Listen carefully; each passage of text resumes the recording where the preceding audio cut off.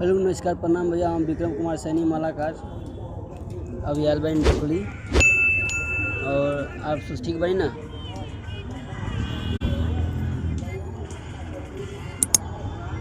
तेरे लिए रो लिए जितना रोना था, बर्बाद हो लिए जितना होना था।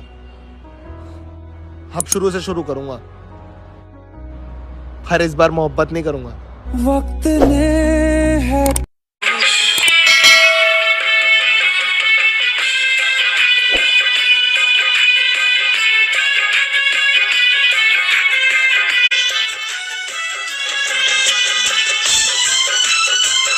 जी कोई वक्त ताक न तई का हेतै कोनो तू खियाए वाला खियाए भाई वीडियो बनाया देख ना न कुछ करबो तई का हे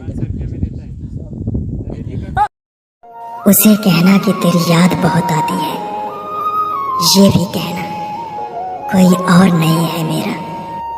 मैं तुमको भूल जाऊं मगर एक छोटी सी उलझन है।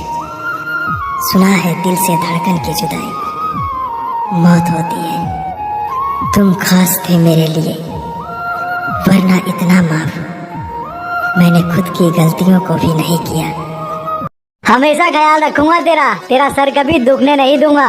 बेरोजगार